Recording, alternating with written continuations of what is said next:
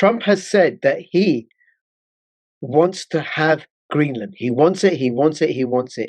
Why does he want it? That's what we're going to be talking about in this video.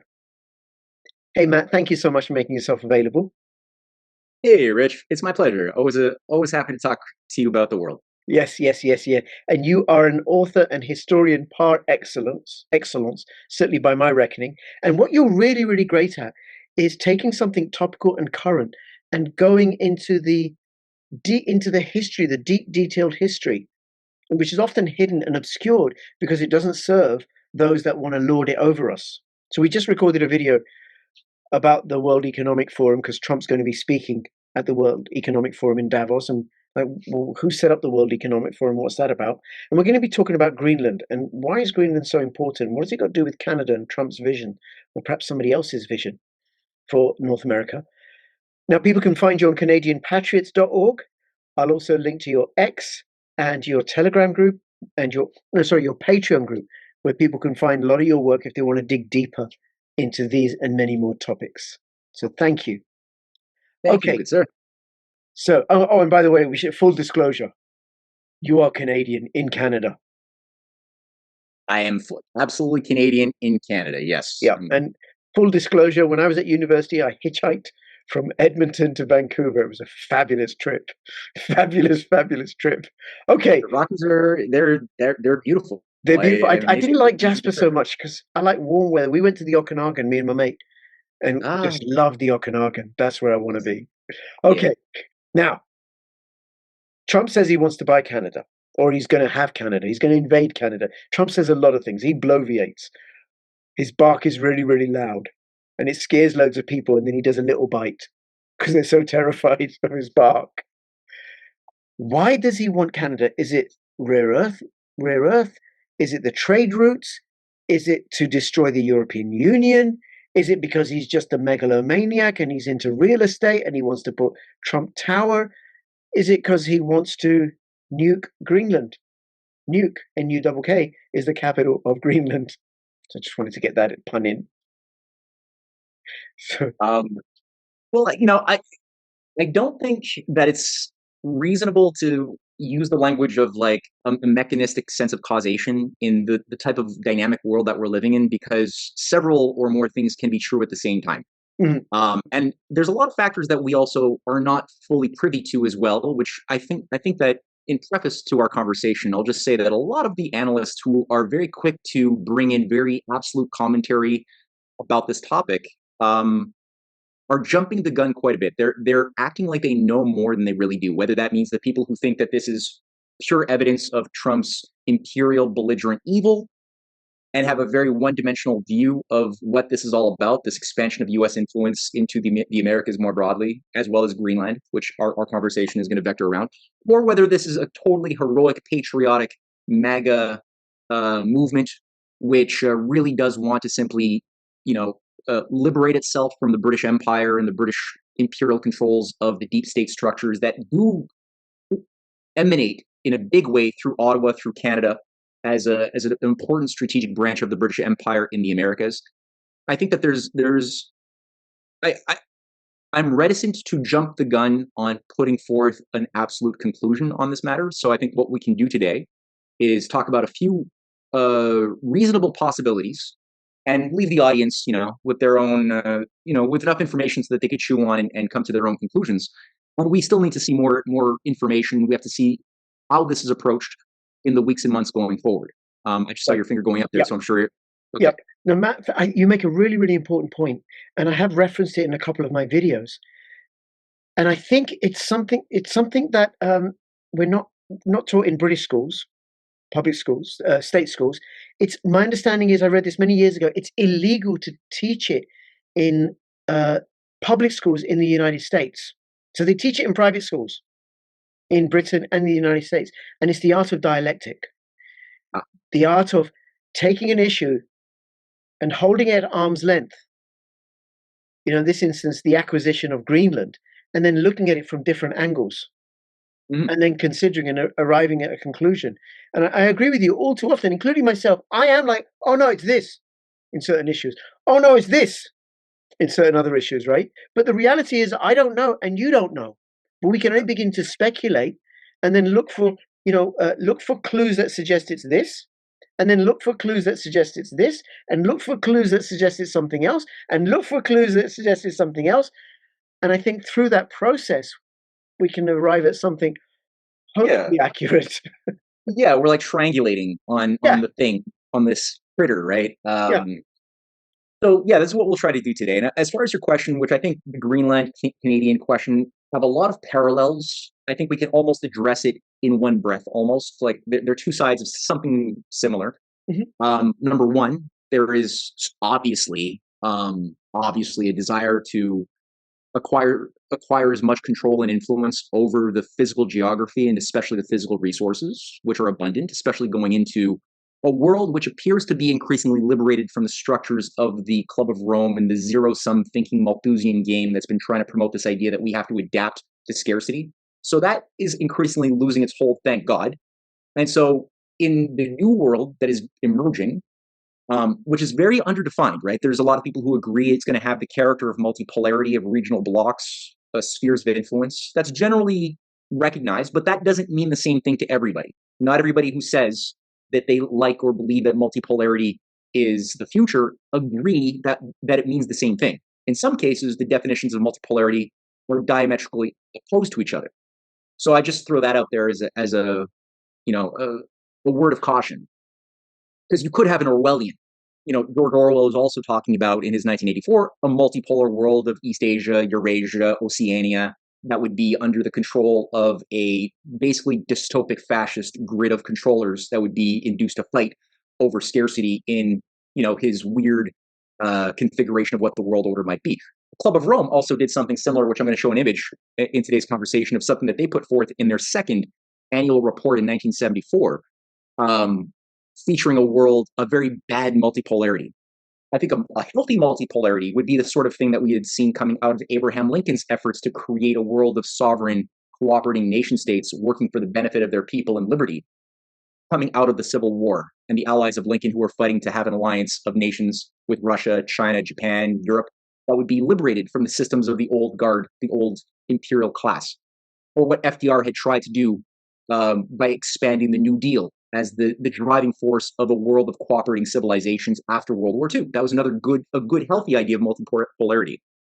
So today there's definitely a race to acquire rare earths, natural gas, uranium deposits, things like that, which are in abundance in Canada. Much of it, as well as in uranium, maybe not so much, but we don't know in Greenland. We know that Greenland is, it's massive. It's a big territory. It's part of Denmark, but it's also 1/5 of it is not under massive ice caps.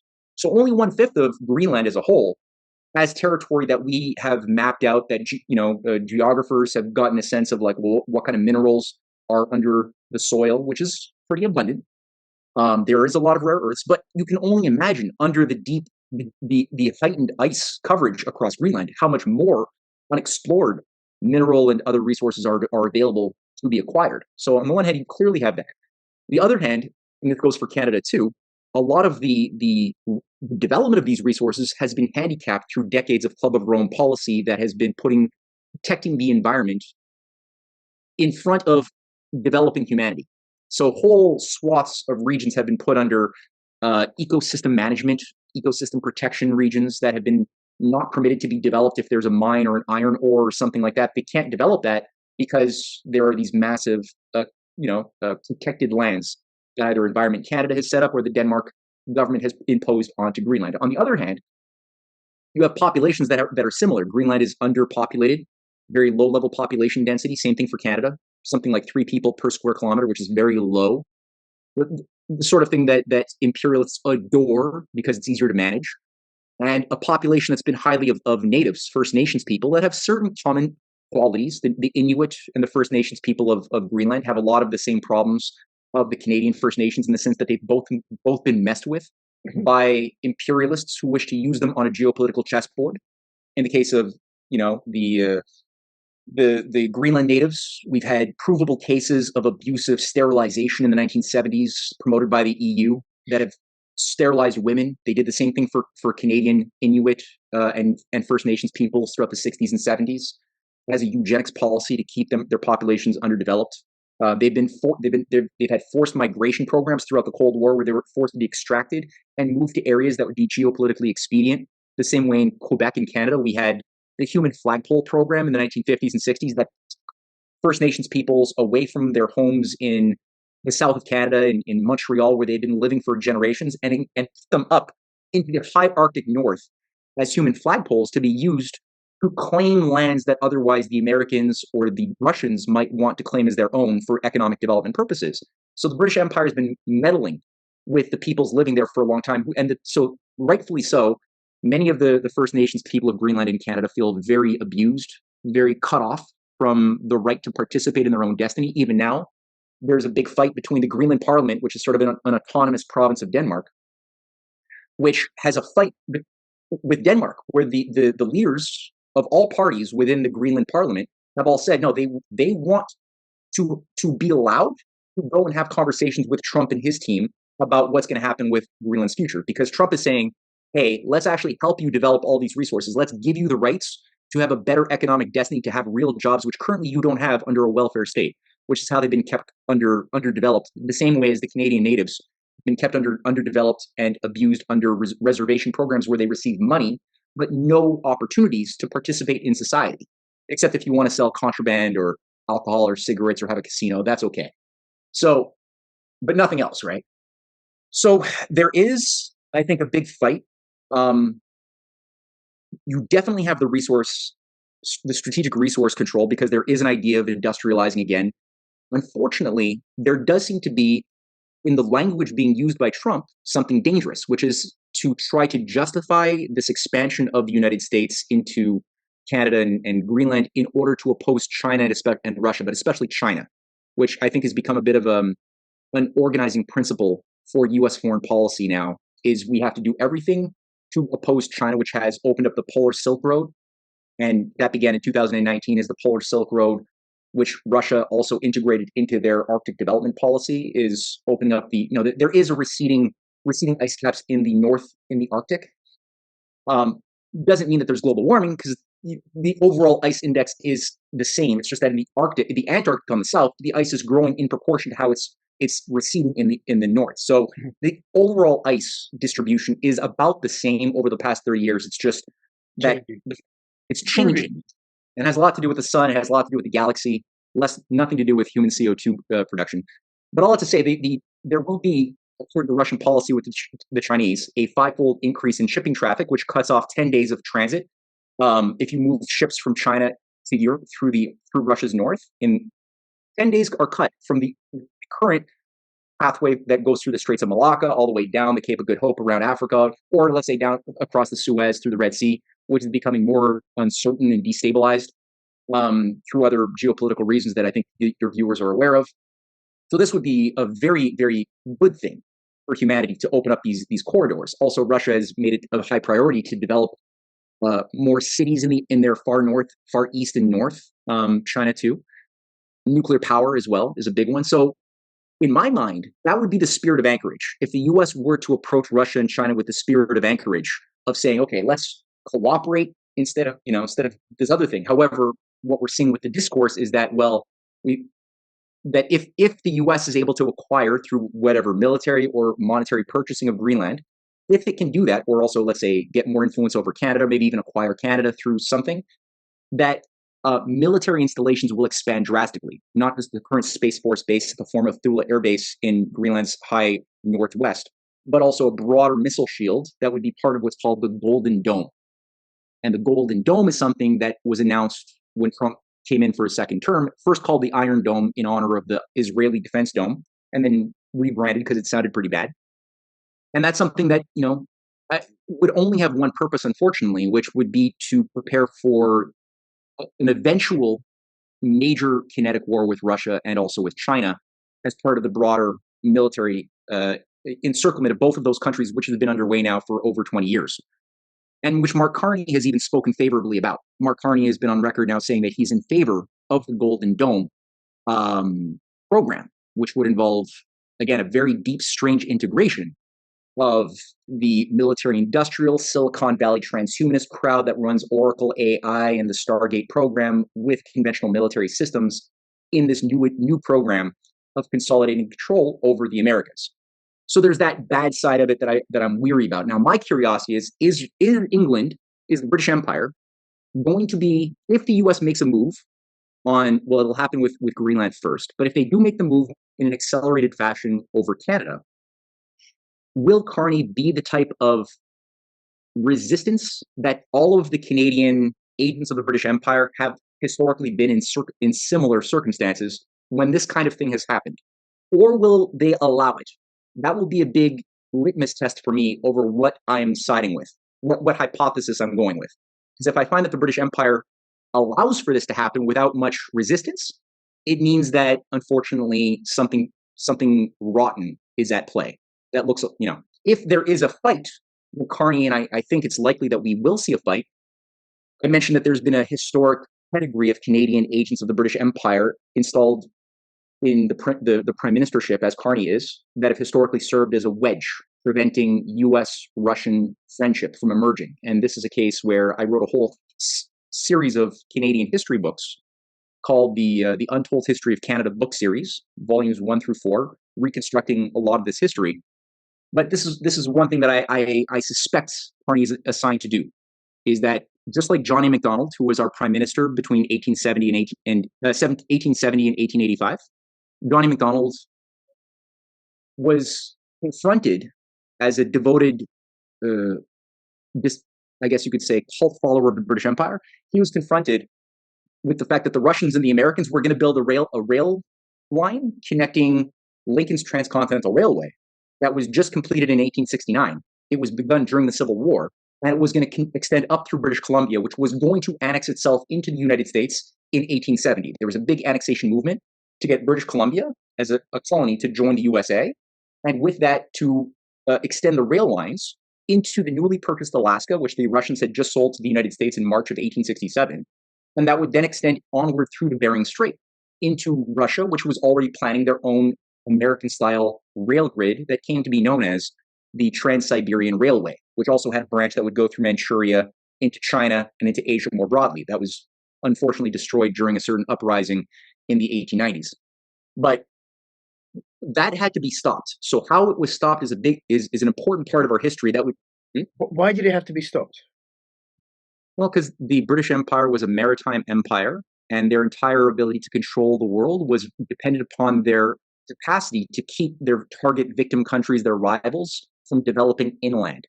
So when nations were able to develop rail and grow their societies internally, as Continental Rail was permitting and opening the door to, that was made possible through such American innovations as national banking, productive credit tied to big projects, protective tariffs to favor and protect nascent industries against the British dumping of cheap goods that would otherwise undercut and destroy nations from having full spectrum economies. Whenever nations would do that, they would become not only able to leap outside of the limits to growth by having more people at a higher quality of life, but they would be more sovereign economically, both as nations and as individuals, by being able to work for the benefit of their neighbors, as we saw with the case of Russia coming in and saving the United States during the Civil War when Alexander II deployed the Russian Navy as a clear signal to the British Empire and the French Empire from coming in, supporting the Confederate South, which was receiving support, financial, logistic, and other, from the British Empire.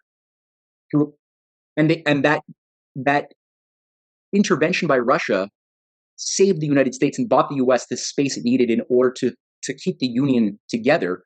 And as the outcome, that trust building that had occurred manifested in the sale of Alaska, which the negotiations had even begun even before the U.S. Civil War had been sprung.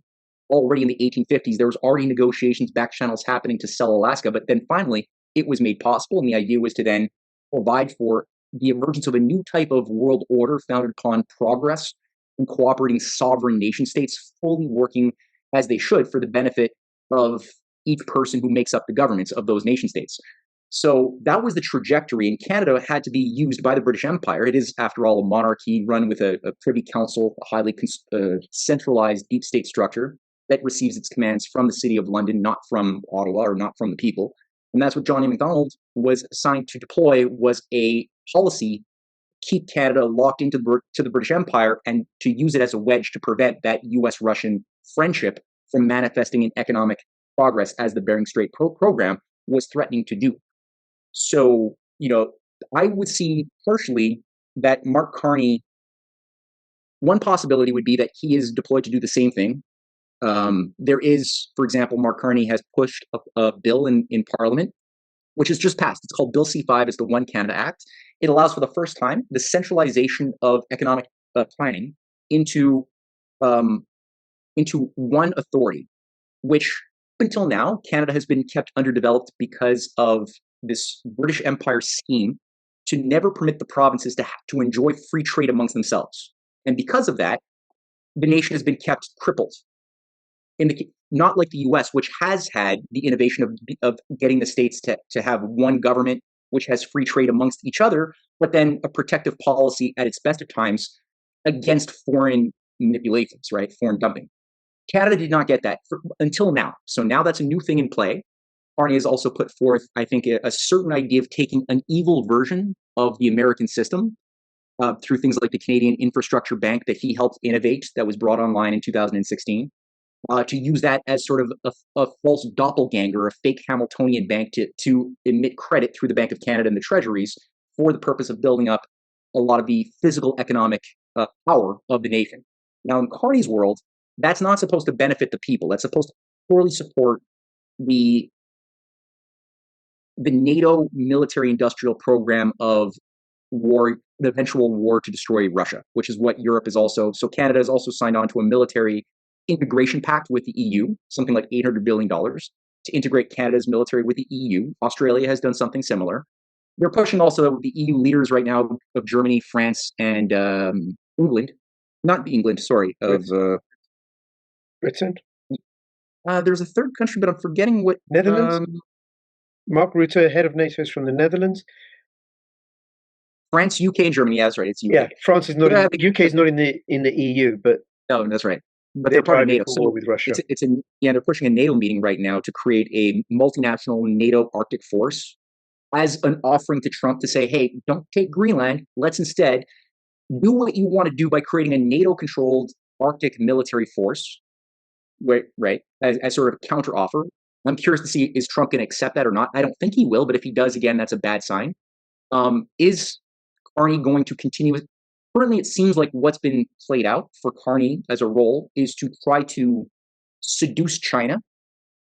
So while Trump is playing a very belligerent game, linguistically at least, against China, cutting off China's access or saying that China is not going to have access to a stable set of trade relations with their nations that they were doing business with on the BRI through a variety of techniques. Carney is using a more sweet, honeyed language to say, hey, if you don't have the stable supply chains that you need, from, let's say, due to uncertainty over Iran's fate, or a lot of your business partners in Venezuela or Latin America that maybe are gonna fall out of your influence under Trump's program, then we have Canada. Canada can be your new honeypot, where you can come in and enjoy accessible, cheap resources from Canada. Now, Carney has just met with Xi Jinping today, and he said that there's a new paradigm for Canada-China relations. Many conservative Canadians are freaking out as evidence that this means that it's proof that China is controlling Canada. I would say the opposite. In my evaluation, this is but we're the baddies. But the danger here is that China might be induced to allow for its economic destiny to become dependent on British imperial-controlled resources from Canada, which can then be turned off when expedient in the future. This is something that was attempted under Justin Trudeau, and the Chinese were smart enough to cancel the Canada-China Free Trade Agreement back in 2017, and they basically woke up and realized what an unreliably treacherous thing Canada was, that they would prefer their destiny be tied with Russia and not Canada. That was smart. It was also attempted earlier under Stephen Harper, who had passed an omnibus bill to make it very easy for Chinese companies to buy up resources and interests in Canada, starting with the CNOOC oil plant in 2012. And he overturned a lot of environmental regulation to allow for that. But China again got smart, and they realized that it was too much of a liability to be too dependent. And it was true that over time we began to realize that no, the Privy Council of Canada has come out at different times, forcing the disinvestment of Chinese interests from lithium to other mineral interests in Canada. So it's volatile. Now, if Carney is out playing this other game, he might be trying to seduce China to weaken the relationship with Russia. That would be a danger.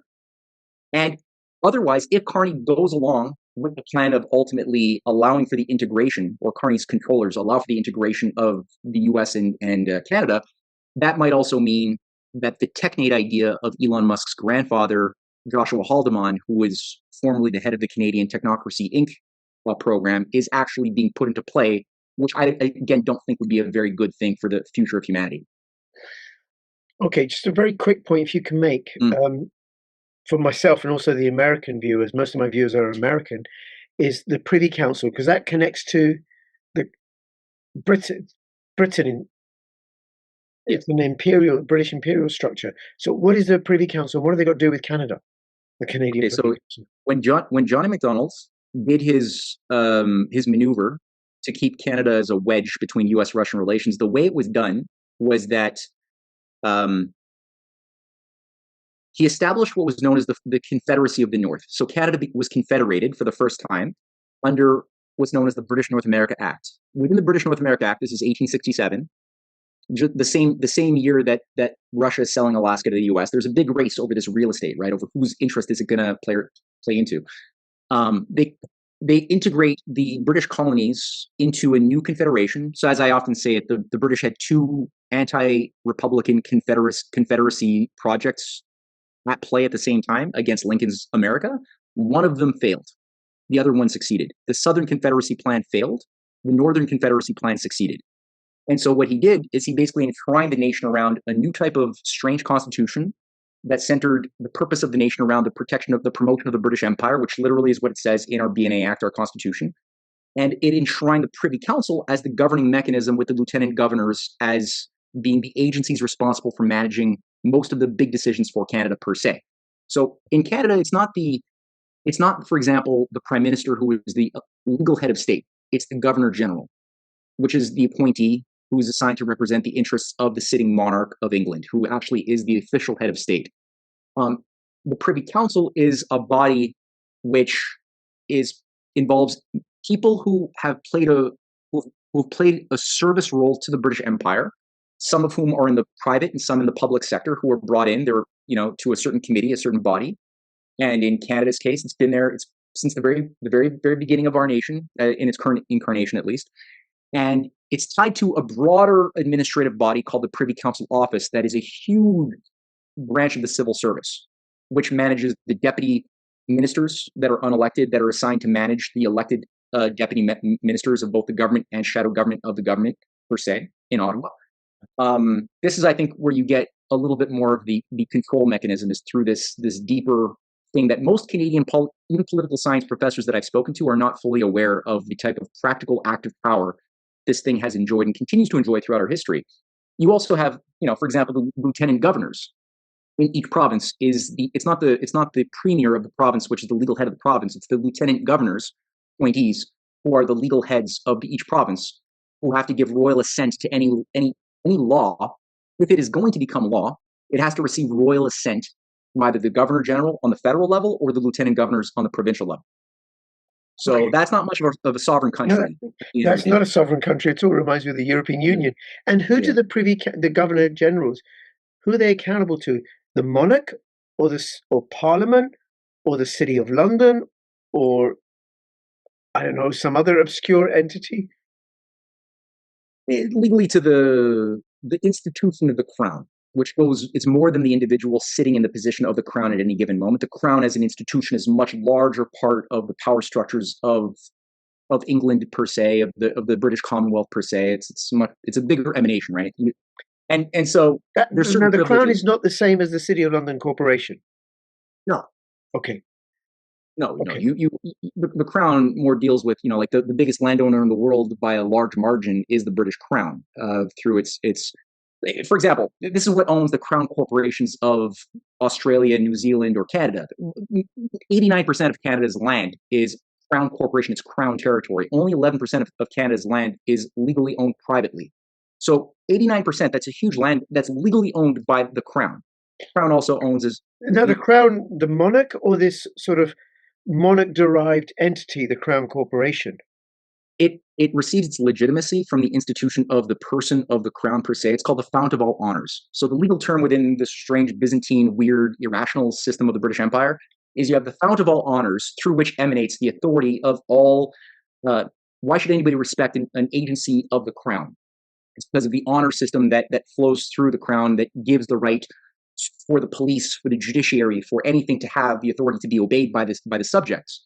Is that it's, which is why the Prince or King Charles can't drive with a license, because the purpose of why licenses exist is through his existence. So he doesn't have to drive with a license. He can't go to jail for shooting somebody, because the purpose of why the right or the right to arrest somebody for shooting somebody, it emanates from him. Right, fount of honor. Oh God, yes. Wow. Okay. So, okay. So, 89% of Canada. So I imagine. Just going to take a little trip around the world, and perhaps we could do another conversation about this, right? Let us know in the videos if you'd like us to do that. If this is your wheelhouse, how much of South Africa, how much of Kenya, how much of Australia, how much of India, how much of Pakistan, how much of Kenya, how much of New Zealand, how much? And when you add it all together, what's the price tag? That's a good question, right? Like, what does this mean equity-wise? What is this? The commodities that are represented? It's crazy, just right? Comment just in the comments below. Let me know. Just put a yes if you'd like to own 89% of Canada, or even 1%. And so, Matt, would you settle for 1% of Canadian territory? You're not greedy, right? I'm not greedy. No, I could. I don't know. It seems like a lot of responsibility. There's a lot of polar bears in Canada that you'd have to shoot away from your. Okay, well, I'd like the Okanagan if I could. Your daycares. Yeah, that'd be nice. Yeah. So what to say, and we could do a follow-up where I could prepare some of my thoughts a little bit more, since I'd have to revisit some of my books and my stats and figures to get some more specifics for your audience. But we could do that. But the British Empire, all that to say, is not what people thought it was by any measure. In the case of, let's say, for example, is Greenland. So the original question was, what's going on with the Greenland? The talk of an annexation of Greenland through purchase or through military intervention. Let me show an image, okay? Because here's one possibility. I brought up the negative possibility of the integration of a North American technate, but let's look at a positive possibility premised on certain things that Susan Kakinda, who's been your guest, I know, on a number of occasions, has put forth. So do you see what that is? Yeah. Okay, that's called War Plan Red. That is a program that was put forth by Billy Mitchell, a patriotic American general, in 1929, as a program for the U.S. military under the event of a war with England, to take control of England's territories in Canada militarily through a swift invasion. Now, many Canadians are shown this image as a proof that America is this naturally evil expansionist empire that wants to own Canada, with no context. They are not, for example, I heard about this in school, but I was never told that this was actually a response to, this is 1929, this is a response to an already existent British policy that was made known, formulated in 1920, called Defense Scheme 1. And this diagram showcases what the British had first intended to do under the context of a war with the United States after World War I, which would be to invade the US from Canada, taking control of these strategic industrial, well, today they're no longer industrial, but they used to be industrial cities as part of the takeover of the USA. So that was, the US plan was done in response to this. Also, the US plan was not just about Canada. It was about the global British Empire more broadly. And this is a larger diagram showcasing the scenarios of both War Plan Red against the British Empire, but also War Plan Orange that Billy Mitchell had adopted. And this was active up until the US entry into World War II, when finally this was put away. So this was for 10 years. This plan was on the US military books, which involves Japan working with the British, because there was an Anglo-Japanese special relationship, which was also behind the growth of fascism in the Pacific sponsored by the City of London, which was also sponsoring the growth of Nazism throughout the 1920s and 30s, which also had a big contingent in Latin America. So the pro-fascist movements in Latin America didn't come into this world after World War II, as we've been told. They were already there before World War II. There was already incubation of, and a lot of this had an occult black magician quality to it. The Aleister Crowley lodges were heavily enmeshed in Mexico. They were built up to be a very powerful force that would invade the United States, much as we had seen the plan in the Civil War, right? Remember, we just talked a little bit about the planned takeover of the USA and the breakup of the Union. Part of that involved, at the time, think about 1860, 1864, what was going on in Mexico.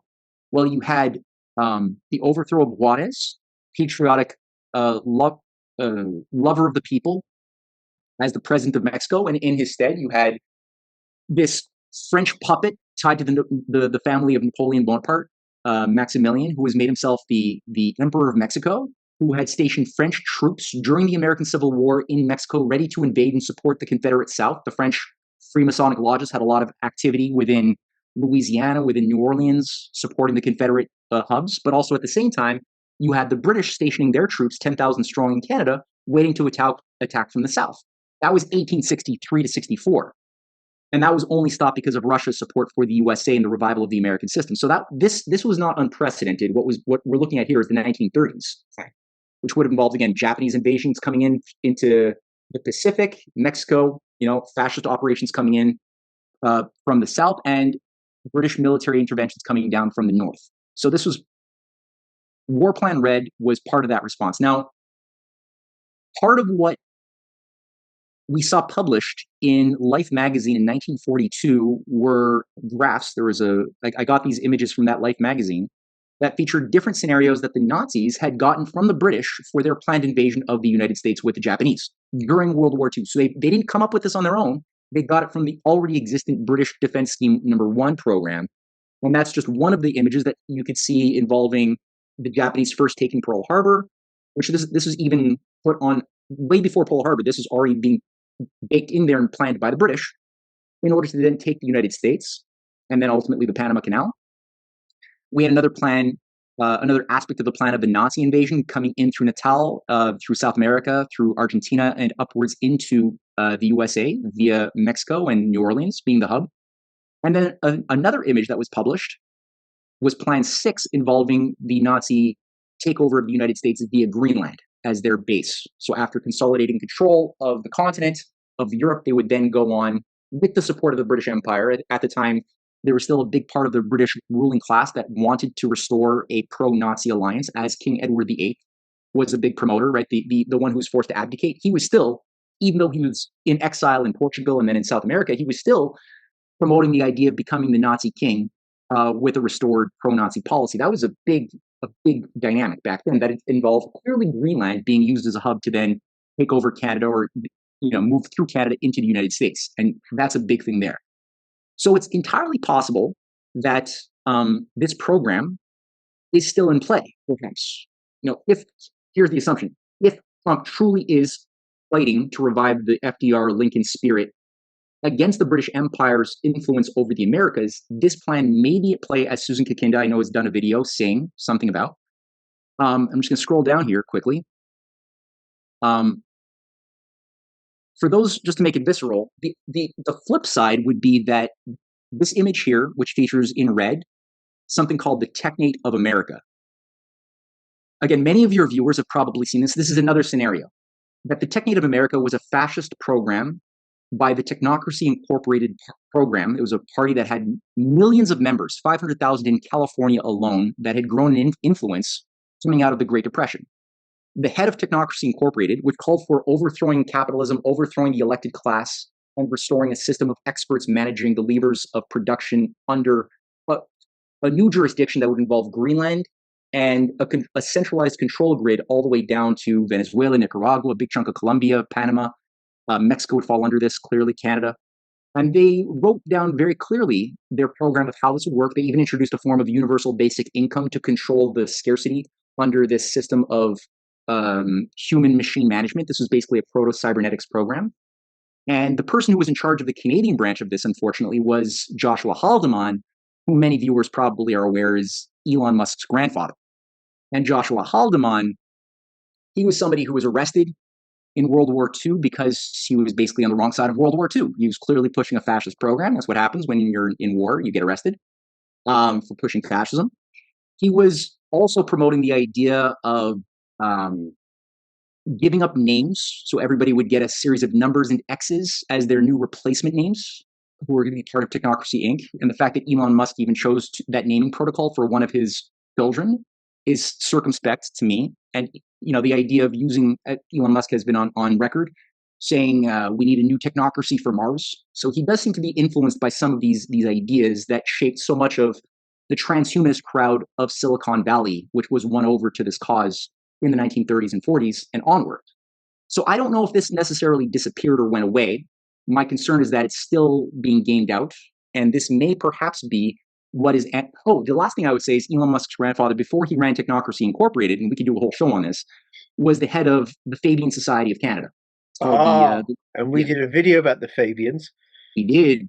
And so it was the Fabian Society of Saskatchewan that he was in charge of, where he would have worked with 5 Rhodes Scholars from Oxford to set up the Cooperative Commonwealth Federation of Saskatchewan, which was a eugenics-driven fascist agency to promote a soft fascism for Canada as a solution to the Great Depression.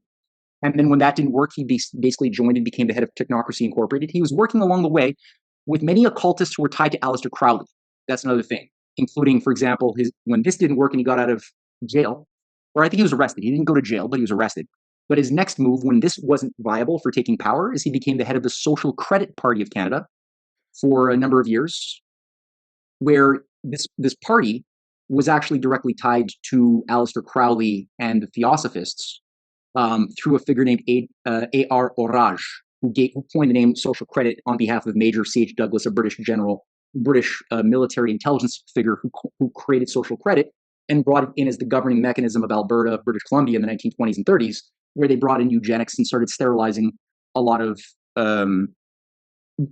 those who were unfit, useless eaters who were not supposed to have kids. They got sterilized under the social credit program. They were promoting as well a lot of Nazi propaganda, like the Protocols of Zion, under Joshua Haldeman's lead. And after that didn't work, he basically went off to South Africa and joined what he thought was the most freedom-loving country in the world, apartheid South Africa in 1949, where he lived and basically produced a family that gave rise to Elon Musk, very much in tandem with what Peter Thiel's family was doing around the exact same time in South Africa.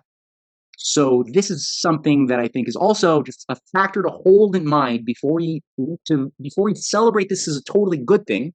I think we have to hold this factor in mind too as a maybe that we don't want to lose sight of. Otherwise, we wouldn't be. I don't think it would be responsible. Yeah, no, that's really, really good. Which brings us back to what we talked about right at the beginning, or mentioned briefly, which is the importance of dialectic. You look at it something from this angle, and then from this angle, and from this angle, and from this angle, and this angle, and look for evidence for each. Because often I find, I may say something to somebody, oh, this is the case, and they dismiss it without actually examining whether there's any evidence for it or not. Right. So, wow, we shall see. We shall see. Fascinating stuff, Matt. Bloody hell. Nuance. Good old nuance. Bloody, the lost art of nuance thinking. Huh? Yes. And then, you have you post videos about your stuff on Substack, so people can find you there. You've mentioned occult a few times, so you do stuff go into that. I'm not sure I want to do that right now.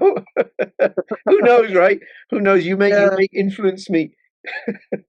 I didn't want to either. It's just at a certain point, it was the French Olympics that forced me to pay more attention to it, I think, than I wanted to. And I was asked to go on Del Bigtree's show last minute, and he was asking me, like, can I speak about the occult symbolism of the French Olympics? And I said yes, and I was like, oh, I'm not qualified to do this. And so I just had to focus for several days on trying to understand something that would be useful to his audience. And that's when I made a lot of things came together in my mind, where I had to shift gears a little bit and sort of revisit all of the work that I had done from a new sort of coloring by taking this aspect of things into consideration. From another angle, the angle of because no matter where you influence. Yeah, exactly. And everywhere you go, you bounce, your head runs right into Freemasonic agencies and stuff left and right. And you're like, it's a weird place to go, but you're like, if you do want to look at the reasons why things happen, we can't ignore it. We have to allow ourselves to go into that place, explore the terrain, see what happens, Well, and you make discoveries along the way. yes, at a risk of delving into this conversation, which I really don't want to do, I do want to say this.